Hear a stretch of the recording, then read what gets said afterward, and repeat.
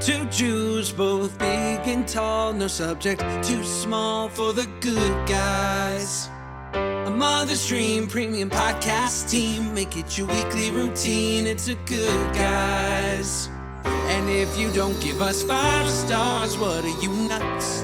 What are you nuts? Yeah, we're the good guys, we're not the great guys. We're just so good guys. Whoa. Okay. Drake Bell, Hey, what's up, buddy? thank you for being here. Yeah, thanks for having me. Ben, we're terribly underdressed. We're terribly underdressed, and Drake, I'd be remiss not to mention that grew up as the biggest Drake and Josh fan of all time. Thank you. You can ask Josh. From day one, you are circled #1 guest. Oh, and that's so awesome. We've been doing Thank this you. for 2.5 years, and Oh, that's sweet. it's. I just found out though that the words of the song are "It's gonna take some time to realign." I always thought it was realize. Well, you know what's interesting is even on the closed captioning, I've watched the show. I don't know if it was on Netflix or what it was, but I've seen closed captioning get it wrong too. So Unbelievable. It's a common thing, but it doesn't rhyme. Realize doesn't rhyme. If you think No. so, if you I don't know if that. But. I don't want But, yeah, to. it's I don't want to realigned. brag, but we too have a theme song, and We do. I just want to say the people have been going pretty nuts. I think I've heard it, and it's pretty cool. Thanks, man. Yeah. Josh wrote it. I did. Too. Josh wrote it. Who did from it? scratch. I did. You did it? And Super Chris Okay. produced it. Wait, really? Yeah, the great Super Chris Abraham. Shut up. Yeah. Okay, can you I play begged it? him. Can I hear it? Can you play it right now? But I don't even know if we have it. Yes, I have it right here. Wait. Because that's funny that you said Chris did it because, wait, play it. Because I when I listened to it, I was like, oh, there's some, okay, that makes sense. I feel like I'm playing my demo tape for Paul McCartney. It's so good. Did you, you're singing on it? Yeah, well, Ben and I are both singing on it. Oh, sick. The great Ben here. I'm just saying, let's Drake, if see. you ever want to collab, we have some great pipes. Right, when you play it, I'm going to know. We do a little clip before. Here we go. It's coming. We got it. Yes. That's it. How do we invest? Classic button. Shout out small business. Two Jews, both big and tall, no subject too small for the good guys. A Mother's Dream premium podcast team, make it your weekly routine. It's a Good Guys. And if you don't give us 5 stars, Super Chris special. what are you nuts?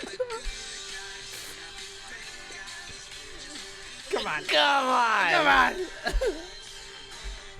Oh, so Oh, good. my God. That's God bless. hilarious. I Oh, mean, my gosh. That's so. Has anyone made any references to why does your theme song sound so much like Drake Bell's second album? only everyone. It does. It really Yeah, but it's good. That's dope. That's my jam. It's kind of you to say, Yeah. considering and I'm not joking around here, you have made one of the iconic theme songs. Oh, thanks, man. Does that trip you out? How much It- people love it? Okay, cool. So it's weird talking like this, but let's talk about it. Yeah, it's freaking rad. It is, It's right? such a trip. I travel all over the world, and I play that song, and it's an audience of 20,000 people. They don't speak English, but they're singing every single lyric to the song. It's or we're out at some club somewhere or some and that song comes on, and it the entire feeling in the bar just instantly changes, and everyone sings every lyric, everyone starts it's really crazy. And growing up being such a fan of iconic TV, classic television and all, What's cool is it's a song. Yeah. Whereas a lot of these things, it's a great 30 to 45 seconds, Yeah. but where does it go? Yeah. You don't hear the MASH theme and go God, Yeah. put that on. I can't wait for the bridge. Yeah, totally. It's just like, well, that okay, was what was start the interesting. show. Well, that was what was interesting because when we wrote the theme song, we had only written 30 seconds of it. We'd only written the verse and the chorus, so it had no bridge, had no second verse. And then when we when we knew that it was going to be the theme song for the show, we went back and we're like, well, now we have to put this on the record. And we're like, well, now we have to finish it. And it's a little bit more of a daunting task when you like have a song that people have already accepted, already like, and now you have to add to it. You're like, oh shit. Well, now I'm adding to something people already like. Am I putting a jacket on the Mona Lisa? Right. Am I gonna mess up? Like, whereas if you just gave them the finished song, then you know. But now we're like, it was so hard. We were just like, well, the second verse has to be perfect. I mean, it can't be. We're gonna give it to them. We're gonna be like, we love this part, but then all of a sudden, like what? But it really works. But then we just and then it turned out all right. Did Nick pay you to write that song? Because Josh loves talking about how you guys get no residuals, so I just want to make sure that Okay, at least so if they're playing the theme song, you get some God. money. I wrote that song. I mean, it's pennies, it's not like I'm, it's like paying my mortgage or anything. Next year it'll be almost 20 years since we filmed the show, and I'm not quite sure we've ever sat down and talked No, the way we are now. no. And what's amazing is we have Ben and Olivia here who are also, true fans, watch the show, and so please, carte blanche to, you are the voice of the people. I just were you guys very close when filming the show? Like, walk me through You know what? those This years is of so filming. wow. This is going to be like therapy It is. because it's so interesting how, I have my perspective and what I had, and especially because like we were going through this like during our adolescence and when we were like changing and learning and all of this, and it's going to be interesting to see like what my perspective was and what your perspective was and if they align at all. Josh, It's like you family first? therapy. Yeah, I would say there were at times when we hung out a lot and we were close, and then there were times when, not for any reason, but just like weren't. Yeah. And then I think that there were times when, when you are working with somebody that every day, day in and day out, and you're going through stuff at home or emotional thing, just things that, and then they come out with the person, it's like you take it out on whoever the one next to whoever's closest to you and with you the most often. It's like your mom's like, why are you taking this out of me? It's like, well, you're the one that's there. It's like, your sister, your girlfriend, your brother, whatever it is. And I think that we suffered the brunt of that a little bit sometimes, where there were times where it was like, yeah, we might not have been getting along, but I think it's like we were dealing with a lot of shit outside of our relationship for us, like working together. Or as my mother would say, I'm not here for you to unload. I take on your mishigas. It affects me for days. You're out running around. And I'm here bleeding. Thanks, Mom. It's called enmeshment. Done a lot of therapy on that. Wait, before we jump into the backstory, I got to ask first, because this is what the people want to know most. Yeah. Are you and Justin Bieber cool? People are asking. I don't even know. I've met him one time. I never. You guys had a little Twitter beef back in the day? Well, it wasn't even like with him. I just tweeted like some like stupid like tweet that was like somebody tweeted a picture of him like AI'd with like makeup on, and it was like, but it looked really good. It like looked really real, and I just kind of like retweeted it. I didn't know about the believers. I wasn't aware. And it was all of a sudden, it was like, kill yourself, die. You're everything you've ever made is trash. Drake and Josh is trash. Like this and that. And I was like, it literally went from waking up one day to being like, Drake and Josh, the greatest show ever. We love it. And then the next day was like, everything you've ever made should burn, and we're gonna make sure it does. It was like the Beatles, like outside, like burning our, like like I said that we were bigger than Jesus or something, Right. And I was just like, what? But then, sometimes I can't keep my thumbs to myself, and I'm like, Can't relate. yeah, and I'm like, I'm like, you know what, motherfucker? I'm like, you know what? Justin. I'm like, you know what? Well, but and so I started making fun of like, Feels like the show. Drake, no more. No more. We can't do it. You're gonna mimic us all the way.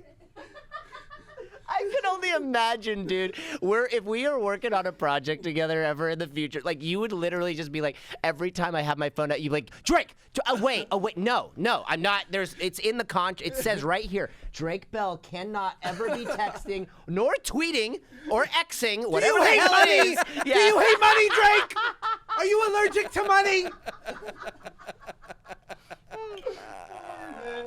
But yeah. So anyway, it wasn't really. I never really had a problem with Justin Bieber. Who cares? He's actually a really great artist.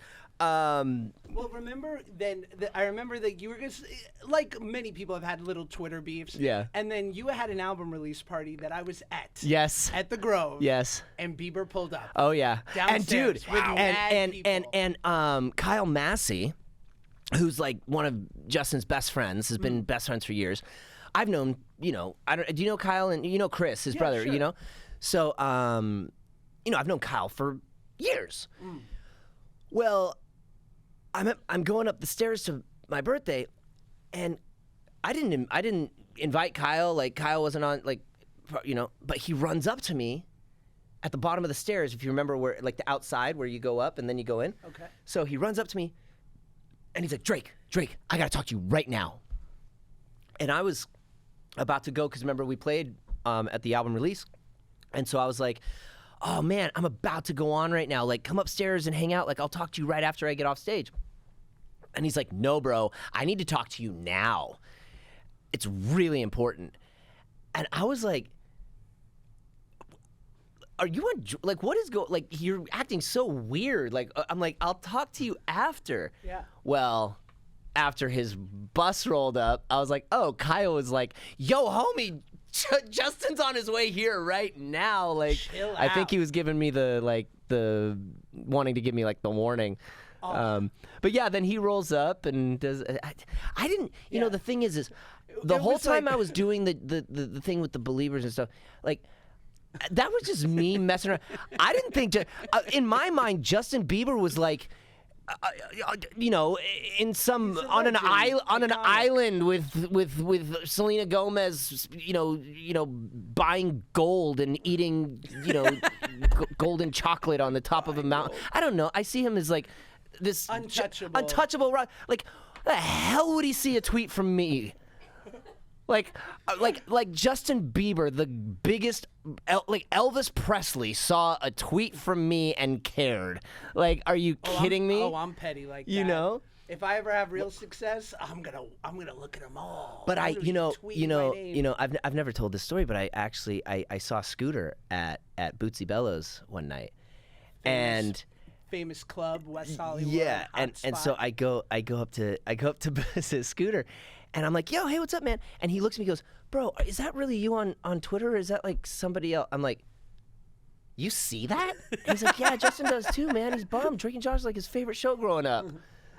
Okay. And I was like, I go, whoa, hang on, bro. Like, I'm just messing with he sees my tweet. Bro, I'm sorry.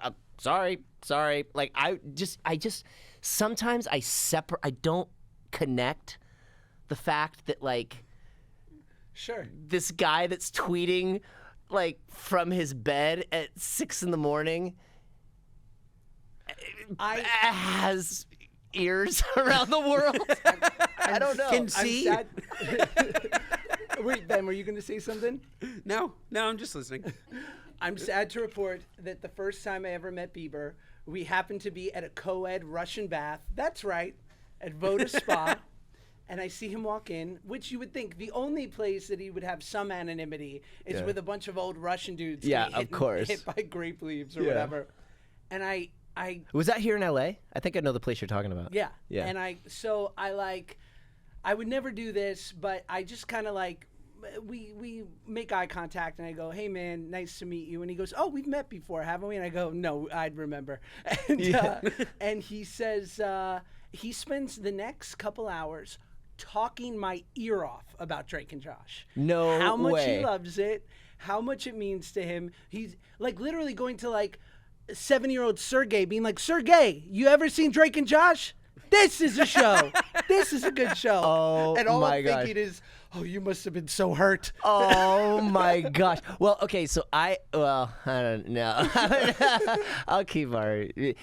I had an interesting encounter with him, but it was, it was whatever. He was, he's cool. But it was never with. It was never with. I'm sure there's no more to that story. We got editors, right? It's a good guy's exclusive. No, it was no. I ran into him at a hotel one time, just randomly on the elevator. But that's the only time I ever. Wow. Actually, I've never met him or hung out with him. And you know what? The bummer is we probably would get along. Probably make good music together. Yeah, well, yeah. I mean, he's great. But anyway, I never had a problem with Justin Bieber. It was just I sometimes I just was I was like his fans. I was like, what did I like? They're passionate. Yeah, it was wild.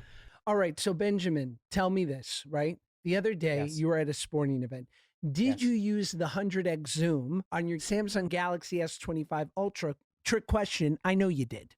Of course I use my 100x zoom because, Josh, here's the key, okay? We wait till the last minute, right? We're looking for perfect seats, right? We're not going to get perfect seats, though. Right. We're bargain hunting. We're looking for a great deal.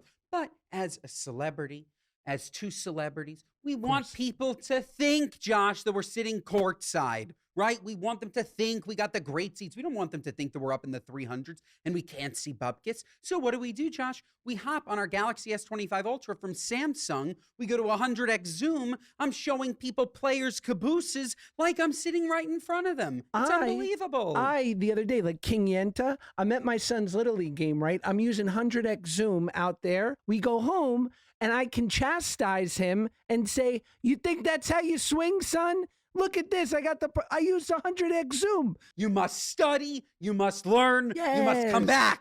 Okay? And then I go, but let's go eat dinner now and have a celebratory dinner. By the way, here's a tablet from Samsung, which he loves. The kids, they love the tablets. Boom, boom, boom, boom. He's happy with his 2-year-old brother. They got a little something to keep him busy while mom and I are sharing sweet potato fries and fighting over finances.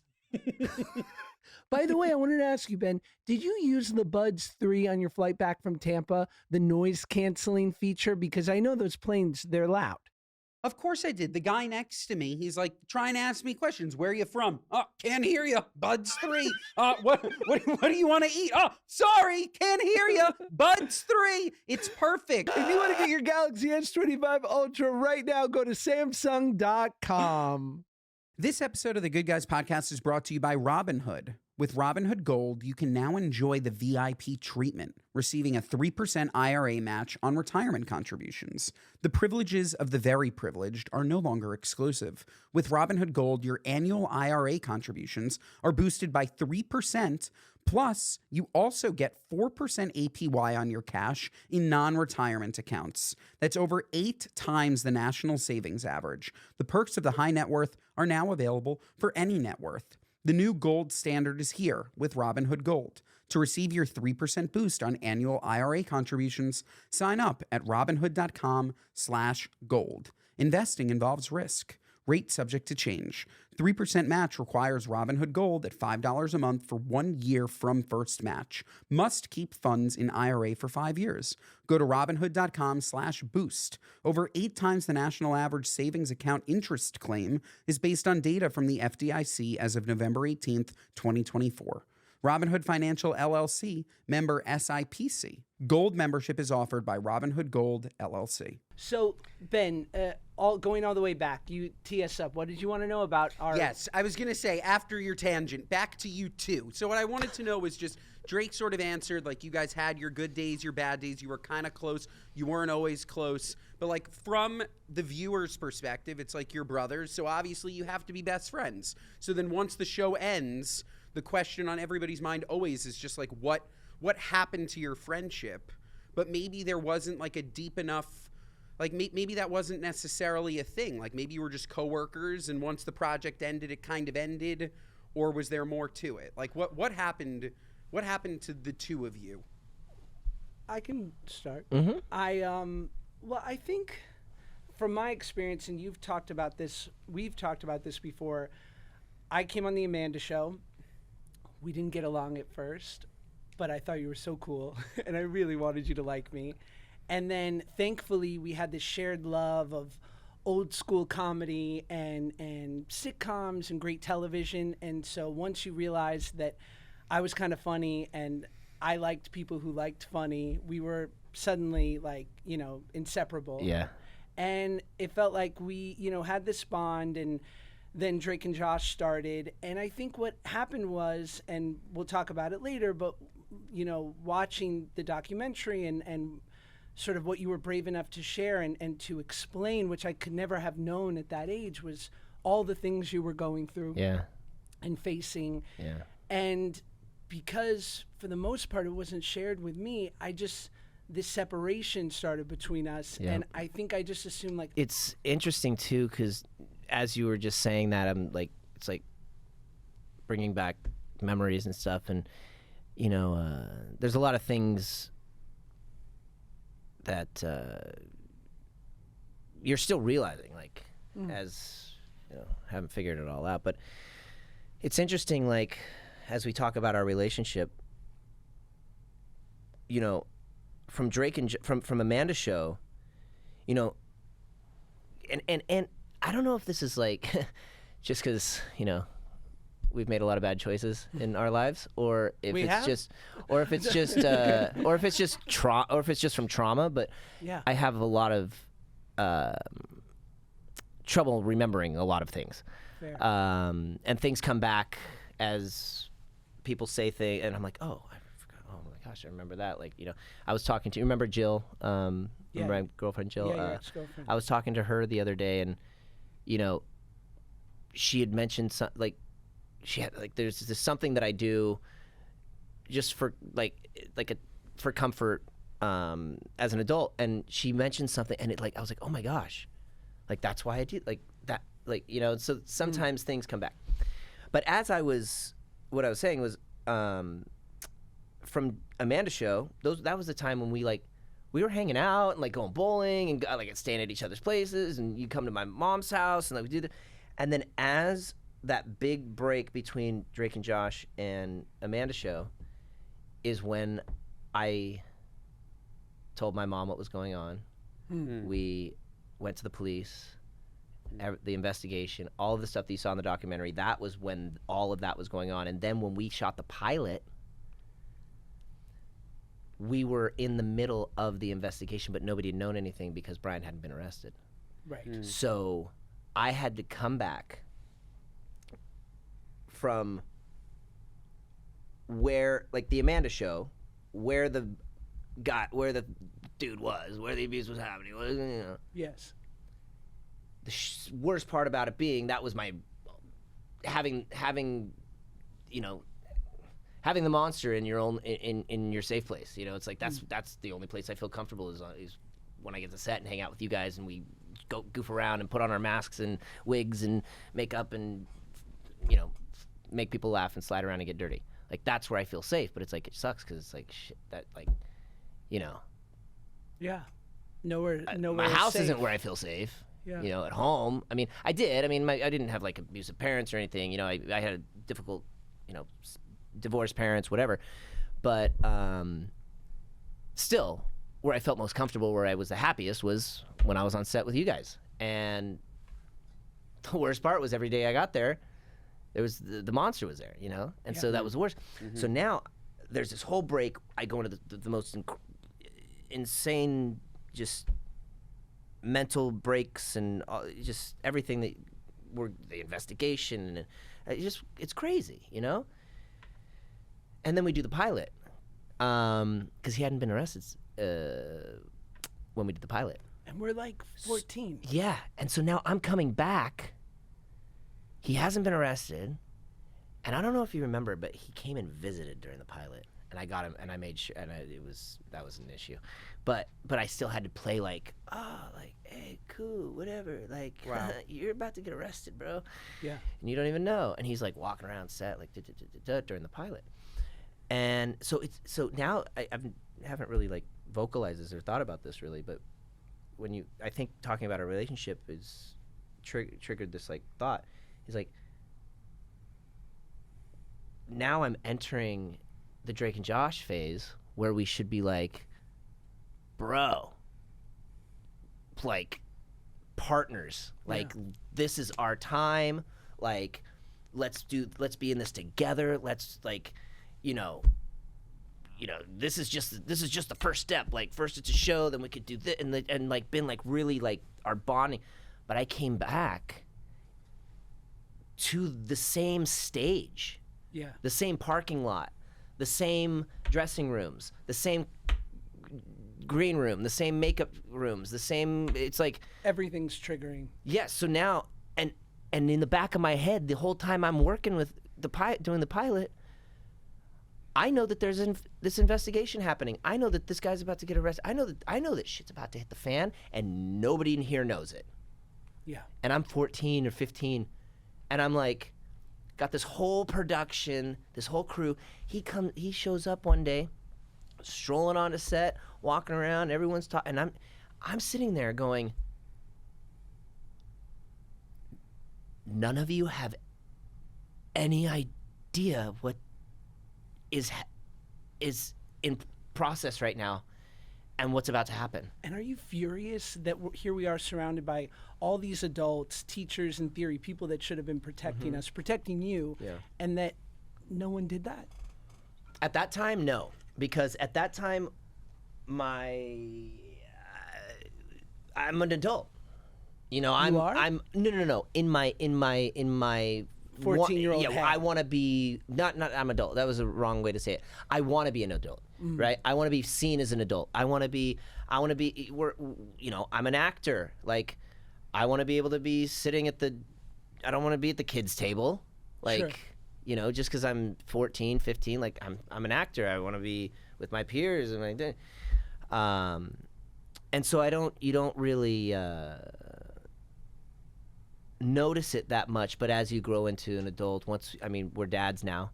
Yeah. I think it's so illuminating. It's unbelievably illuminating to see like how now it's really confusing.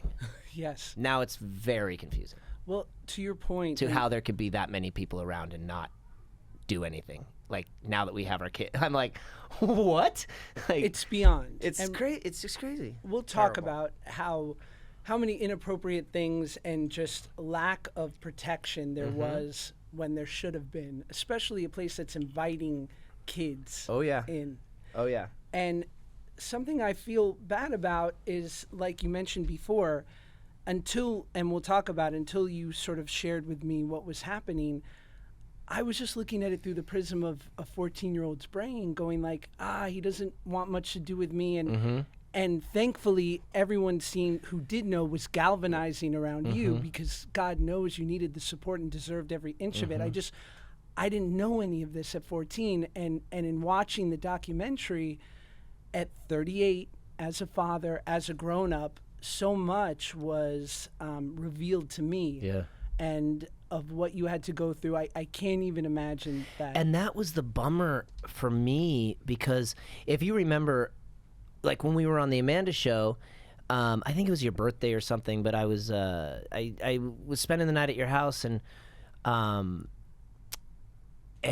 it was like the middle of the night, and we were going to bed, and we were just like kind of like talking back and forth to each other, and I was like, all right, and we were on the Amanda show, like we just started.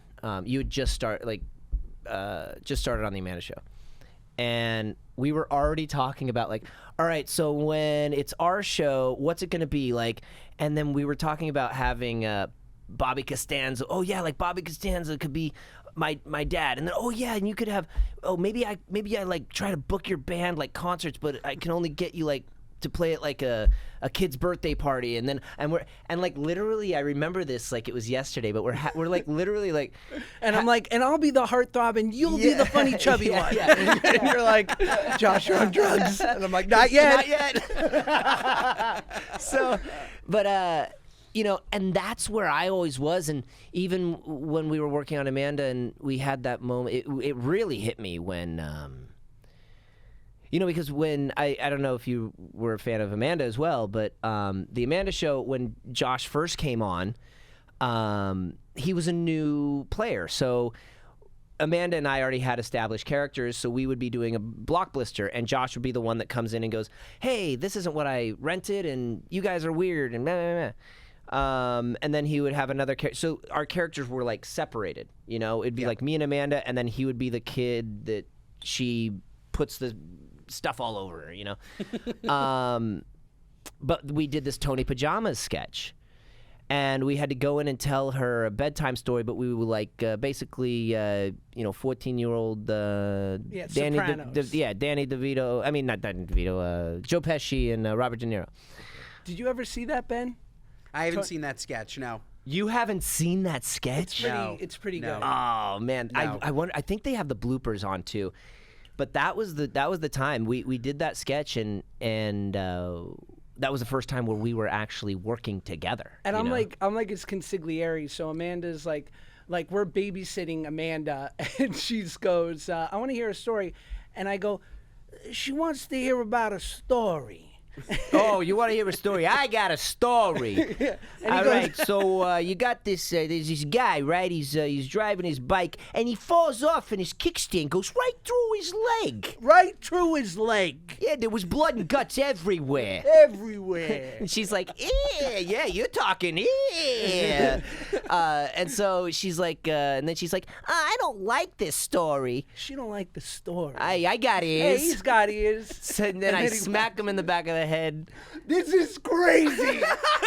Oh my God. You know the How next do we line. fucking remember this? What was that for? For being an idiot. Okay.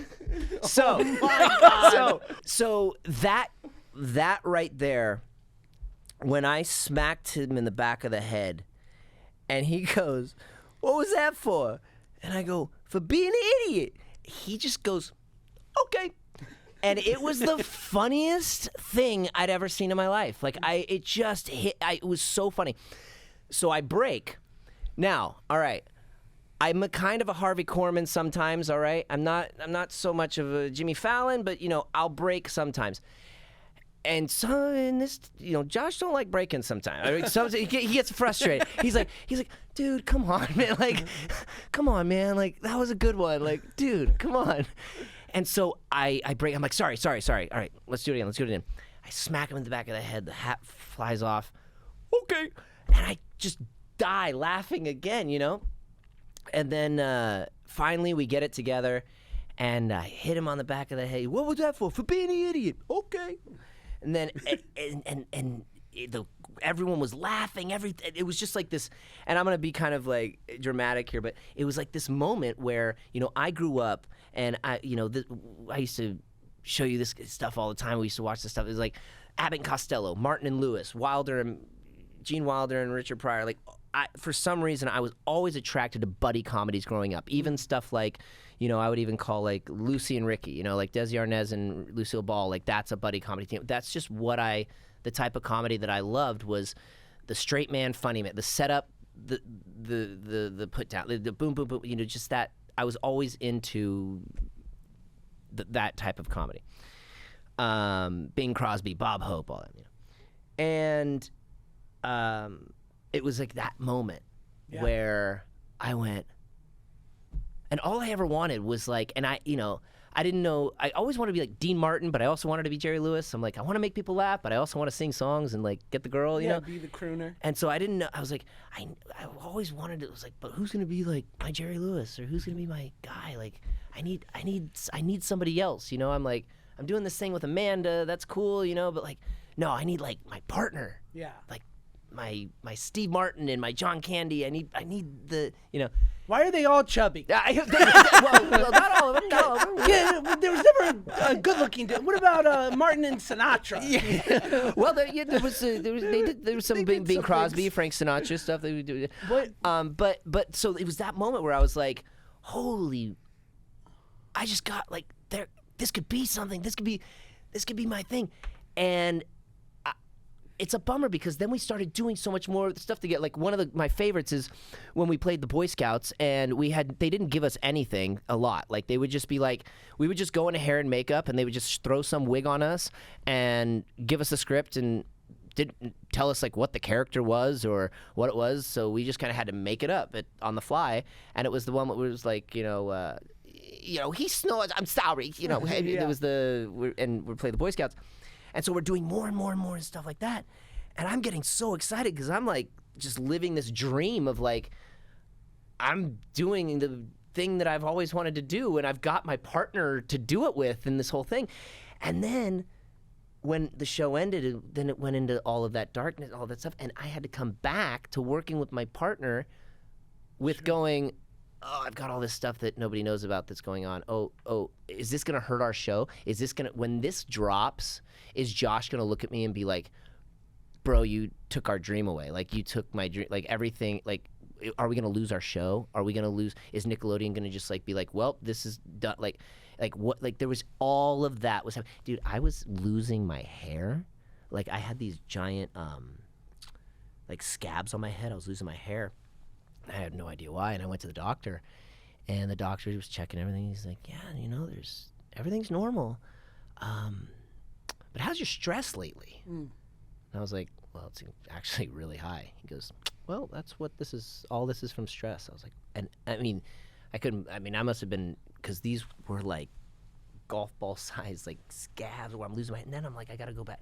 Well, Right. I gotta go shoot. I gotta go be on this set like soon. And Even the circumstance of a kid actor in show business under the most perfect circumstance is probably too much pressure for one to handle at that age. oh yeah, And knowing what you were facing and having to go through and not able to share. And I remember, I know, you know, we had lunch last weekend to kind of like just catch up and talk Yeah. about how we wanted to do the pod. And I shared this with you. I remember, so we had this year or two where we just kind of, we were both there, but we weren't really there.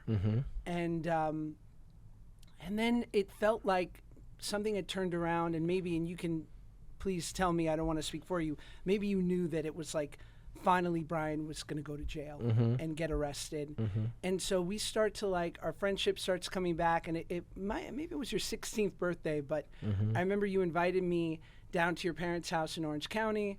And so your stepdad, Roy, shout out Roy, drove me. Jill was there, right? Joe was there. His 16th birthday. Yeah. And Roy drove me down because I didn't have a license, and we went to Christian comedy. Yep. It was great. Yeah, it was actually funny. I remember being so terrified. Like my mom, my sweet mother. She's such a good She's church like, God bless she's her. like, Josh loves comedy and stand-up comedy. Like, there's this thing going on at the church with comedy, and he'll love it. And I was just like, not that kind of comedy, Mom. Not that kind of comedy. What's the deal with the apostles? Yeah. But I gotta say, one of the best Drake and Josh memes is Drake, where's the body of Christ? Yes. That's a great one. So good. But anyway, so we go to Christian comedy, and Well, I just an remember- example of how Christian comedy can be funny, because that meme is hilarious. But so anyway, it was funny. But anyway. Well, Sorry, No. I'm defending Christian comedy. I had to go in and defend. Title. I have no skin in the game for Christian comedy. I just felt the need to defend. Drake Bell defends Christian comedy. By the way, Nate if, Bargatze. if there's one show where you don't need to defend Christian comedy, this is. I don't know if you know, you're on the most Jewish podcast in America, so we're good. We get call-ins for the show that we play. We'll play at the end of the show, Yeah. and it'll be like, "Hi, I'm your only non-Jewish listener." Oh my god. This episode of the Good Guys podcast is brought to you by our friends at Home Chef. Meal kits often market themselves as an easy meal prep solution, but often disappoint with complicated, overlong recipes that aren't worth the effort. Fortunately, Home Chef knows that struggle and delivers fresh, delicious meal kits that respect your time, folks. It's all about respecting our time. Streamlining dinner. Easy, easy, easy. That is Home Chef. Home Chef delivers fresh ingredients and chef-designed recipes conveniently to your doorstep to simplify your cooking experience. Users of leading meal kits have rated Home Chef #1 in quality, convenience, value, taste, and recipe ease, which is the most important. We don't want a bunch of stuff and then a bunch of complications. Nobody needs that. Whether you prefer classic meal kits with pre-portioned ingredients, quick 30-minute recipes, oven-ready options, microwave meals, or a dedicated family menu, Home Chef has everything you and your family need for hassle-free, delicious dinners. Home Chef has over 30 options a week and serves a variety of dietary needs. Plus, it's economical. Home Chef customers save an average of $86 per month on groceries.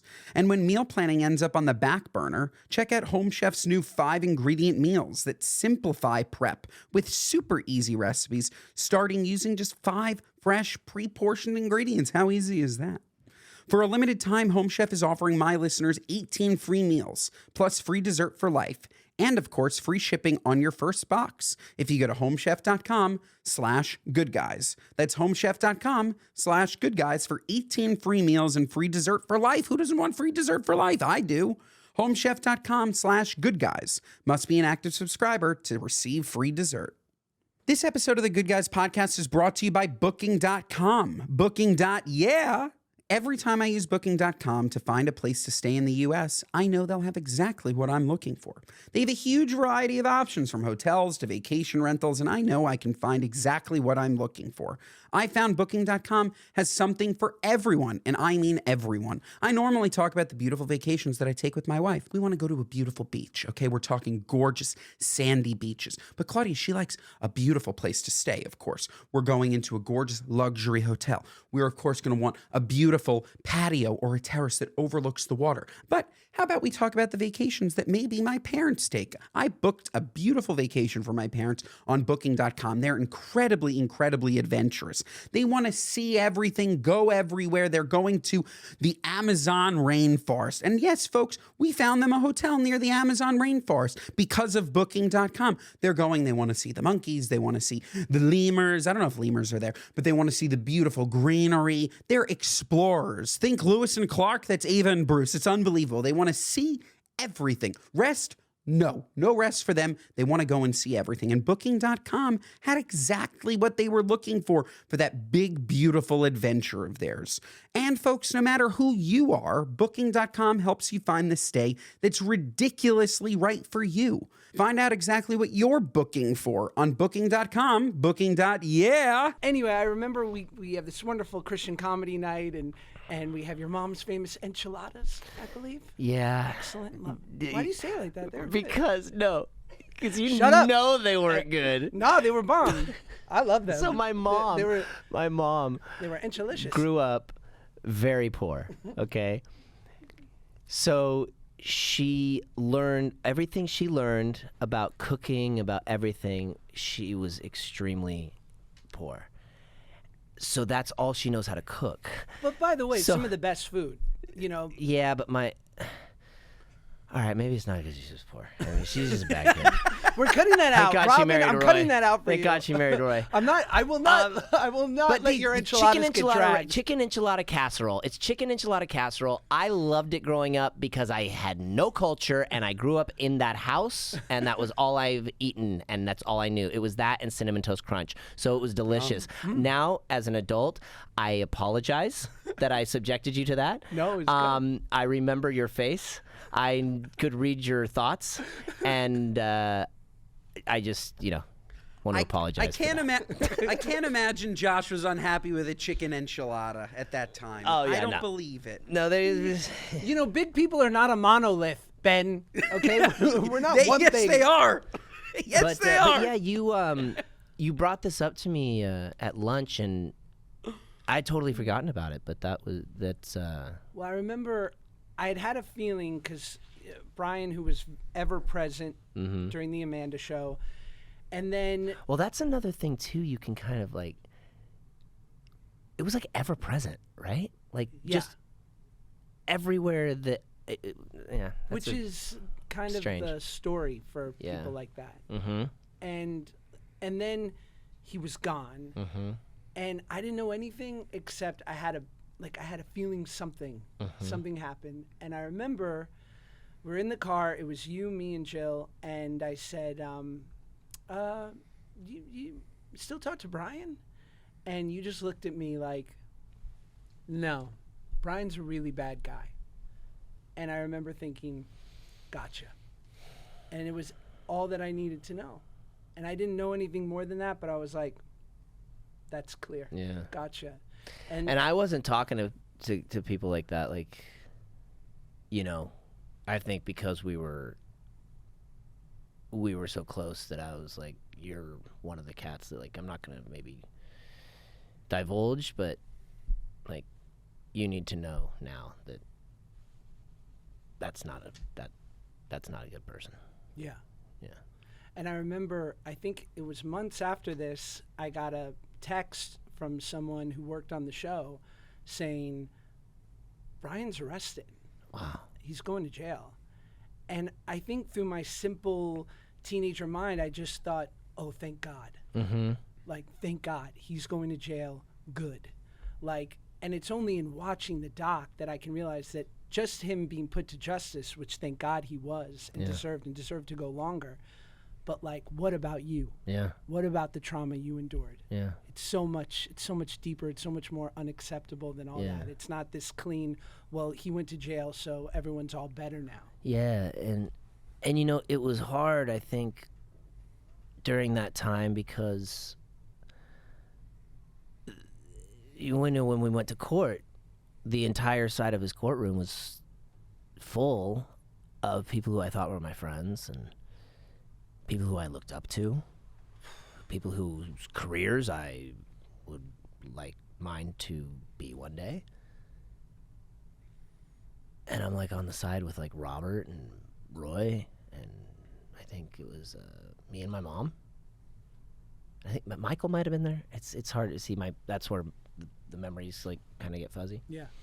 I think Michael was there.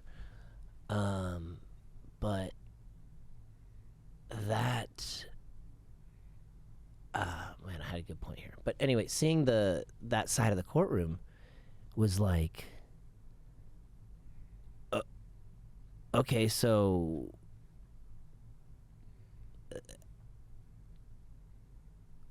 is it just because we think it's wrong? And I mean, it got to be this whole thing of like, wait, but no, like, he's the bad guy. You should be over here. Wait, are we the, like, it was almost like when I got in my car accident. I was in a left-hand turn lane, going to make a left, sitting on my brake at a red light. Yeah. The guy fell asleep, crossed the lane, hit me head on. But immediately, I get out of the car and I'm thinking, you know, I'm a 19-year-old kid. This has got to be my fault.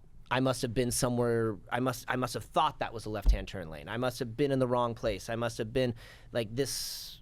Yeah. This has to be my fault, you know, because obviously this adult that's driving this giant Mercedes didn't just fall asleep and go across lanes and hit me. It's got to be my fault.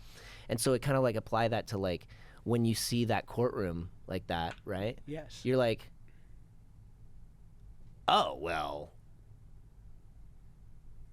I must have done something wrong, and this must just be some process that like has to happen because like, you know, you broke the law and this is bad. But in the reality and in the culture and in this town, Yes. like, you're all good, bro. Like, 'cause look, Right. and then there's 41 letters, and then who knows who, you know, like we were talking at lunch, it's like how many people were like, bro, I'm not putting pen to paper. No, they're going to be sealed. Yeah, I'm sure. And then in 20 years, when somebody makes a documentary and unseals them, my name's going to be out there? No, sir. But I'll take you to dinner, and anything you ever need, man, I'm in your corner. How many of those were there that didn't write the letter? You know, so it's like if there's people who wrote that. So then it just becomes this onion of like where through this whole time I thought like, okay, well, there's this bad person in Hollywood, and watch out for them, but you can find them everywhere, you know, and Right. don't watch out when your kids are in soccer practice. Watch out when you're in your, you know, in your office building, whatever, you know, Maddening. anything. But And it became, oh wait, it's not just there's like the protectors, and then the people who like are down to just I don't know. It's just this whole. It became this whole like.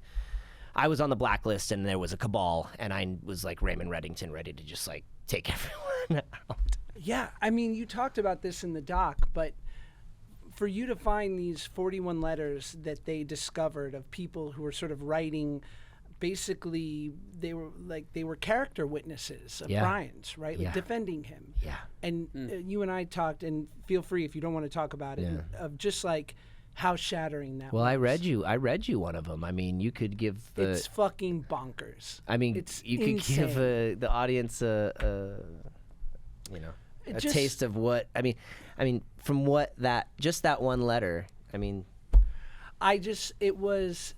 it's absolutely insane, and unfortunately what was allowed, what was the group think at this time, that any of this could have been allowed in any respect. And at 14, I remember going, this relationship's inappropriate. Yeah. But assuming... well, remember my birthday at his house? So I remember that, but I'm not sure I was there. No, you were there. Or I think I left quite early. You 'cause I probably was did. You probably not- left early, but it was weird, bro. It was strange. Like, I was just in it, and like, for me, like, you guys were there, and Michael. yeah, and the people from the show and the like, just camera guy. Like, it was like if we were having the birthday on set. It was the same. It was like those people, So there was like sort of this, like, that's not that strange. But yeah, just looking back, it was just all like, how is nobody seeing like what the intentions are here? It's just wild. And I think so much too, and Olivia and Ben, please, pipe in here. Like, I think up until the last 10 years with the Me Too movement and so many of these like villainous characters being brought to justice, like, this behavior is unacceptable. But you saw the extremes of it, but then there were so many like micro infractions. There were so many things that you would see on set in a day and just go like, I don't know if that'd be cool anywhere else but here. Yeah. And so when you had tyrannical bosses or just people acting inappropriately, I think the assumption was in Hollywood, like, this was just kind of part of it. And well, allowed. also, I think that it's like when you're hanging out with your older brothers, and they're talking about the girls, and they're talking about this, like, you're like, yeah, I'm gonna join in and talk, because you want to be part, and we have that same feeling when we're our age on a set. This episode of the Good Guys podcast is brought to you by our friends at Nutrafol. First and foremost, folks, we're in our 30s. It is what it is. We're going to start to see a little bit of shedding. It's no big deal. It's no big deal. It happens to everyone. It's only a big deal if you do nothing about it, okay? You can complain to me if you're taking things and it's not working, but if you're not doing anything, I don't want to hear it.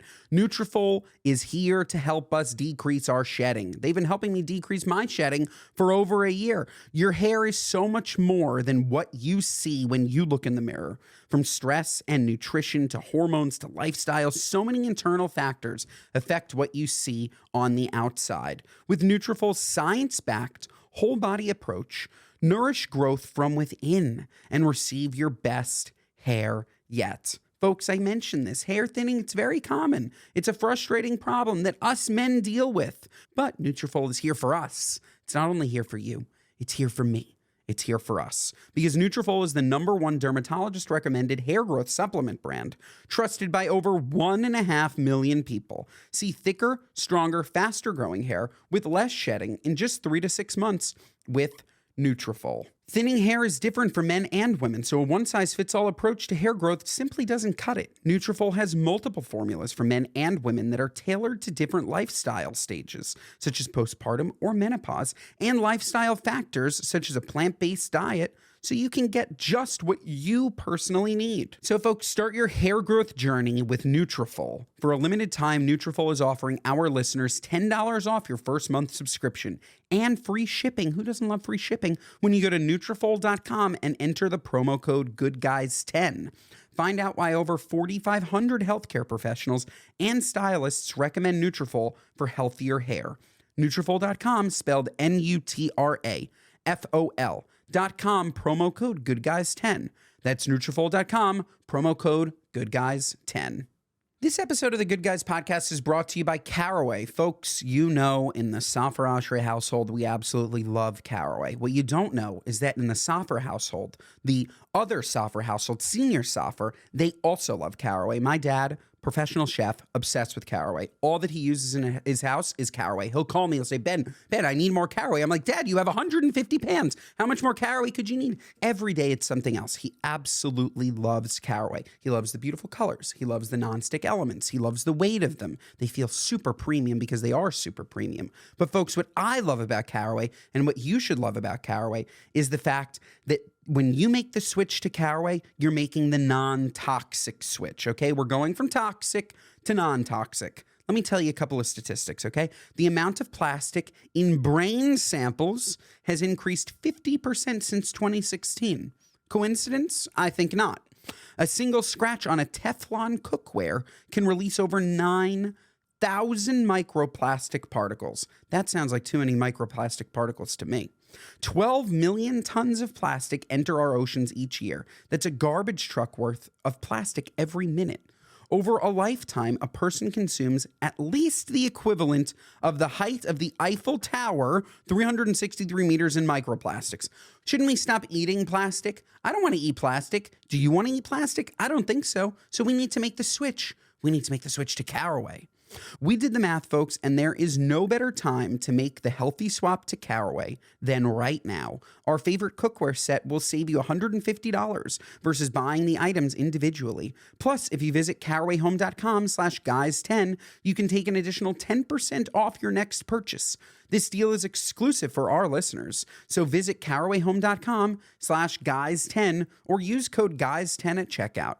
Caraway, non-toxic cookware made modern. I want to hear from Ben and Olivia. Like, what was your guys' view of show business at that time, and before the doc came out? Just like, what did you guys think? The documentary was completely eye-opening for me because I had no idea. Like, you're watching it and you're just like, oh, these are actors, 1,000%. Like, I would watch the two of you and it wouldn't even click in my brain that we're the same age, but I'm a kid at home and you're a kid on set. Like, it never, ever at all clicked until I watched the documentary and learned about what it's like. Like, Drake, as you mentioned, like this idea that you're not an adult, but you're being treated like an adult and you're with adults and you're subjected to, like Josh and I have talked about it a little bit, like just like the homeschooling of it all, and then having to be on set and never being able to take days off, and just like, again, I'm at home and I'm eating a pudding and I'm watching Drake and Josh with my dad, and you guys are like working. It's just it's mind-blowing. When I grew up watching the show too and was a huge fan. My grandpa and I would watch it every day after school, and I always wanted, like, it just seemed to like another child, like it was so much fun, and like it was so, I was like envious, like I wanted to be there, you know, and like be on set and have all of these, like, you know, it seemed like you were all friends and like you're working with a bunch of kids your own age, and like there's not as much supervision and that kind of thing. So it was like almost like, I think the networks as a whole like sold this dream of like what being like a Nick kid or a Disney kid would be like. But like you know, to all of your points, like you're so young, and the reality was just like so the opposite of what like I perceived it to be at the time, you know? Yeah. And so I just like, I mean, my heart goes out because like I can't imagine like losing those formative years, or, you know, like being given such responsibility and pressure at that age when you are like just beginning to figure out like bits and pieces of who you are and how you interact with other people. And it just seems like the marketing of it all was like a lie. Well, it's a really interesting point Olivia brings up, and I'd love to hear your thought, because like both things can be true, right? And so then we finish, and you know what the show means to everyone. You know that the moments that were great, and we were incredibly lucky to get to do this thing that we loved.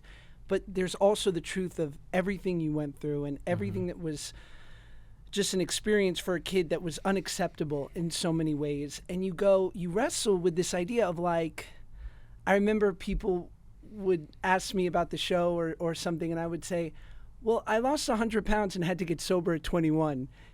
Did I seem happy? Yeah. Yeah. It's sort of, you know, it's a bit of a sign. You did. But Yeah. you also go like, how much do I just like keep this to myself and allow this wonderful memory for the people to just continue to exist? Yeah. Did you wrestle with that? Yeah, I mean, definitely, because you know, I have a big, I'm a big fan, and when I meet somebody that I'm a fan of, I've had both experiences. Yeah. I've had the get away from me, kid, you're bothering me, and then I've had, you know, oh, cool, yeah, you know, like when I met Dick Van Dyke, you know, I like run up to him, and because he's like leaving this appearance, and I just ran up to him, and I was like, Dick, I just, hi, my name's Drake, I'm a big fan, I just want to tell you Dick Van Dyke Show is my favorite show of all time, growing up, favorite show of all time. He stopped, turned around, and he goes, oh, you like you fan of the show? And I'm like, yeah, it was my favorite, one of my favorite shows of all time. I mean, like, yeah, like, he goes, you know why that show was great? Carl Reiner. Carl's writing, you know. And I'm like, I mean, there's a group of, he was at some hotel, like, leaving the state. Like, I could have been anybody. Right. But he stopped and had that moment with me. And that, I was like, Because he's used to his I wanna fans be that being guy. 50. yeah. He's like, what? You like me? He's like, I haven't gotten this much love since the last Yeah. ARP convention. No, But so I've had that. So so I did have that like reservation of, is this gonna like, you know, because I had a lot of people reaching out like, you know, oh, don't worry, Drake, we'll never watch the show ever again.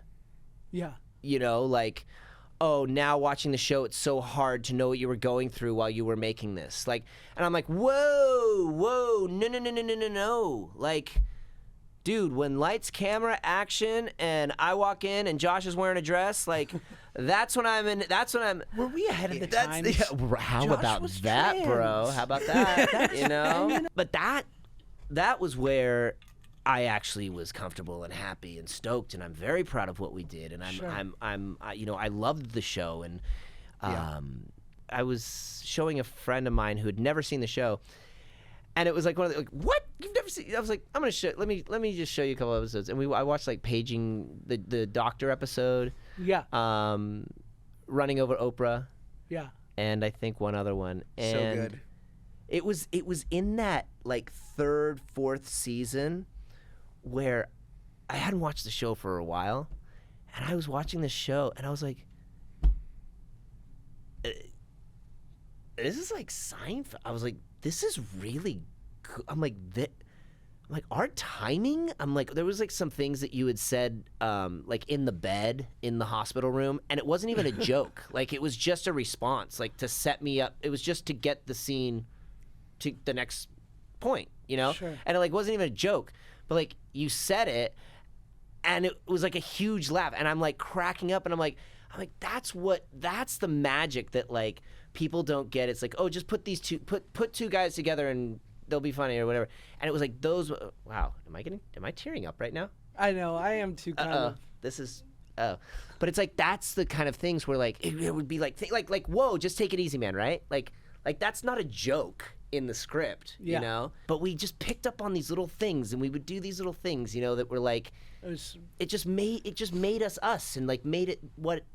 I don't know. It just gave it that special thing, you know. No, it was very special, and it was you can't recreate it. Yeah. And you know, and looking back in hindsight to sort of close the loop on the question Ben asked 40 minutes ago, but he said it so beautifully for this great talk, which I'm so glad. I remember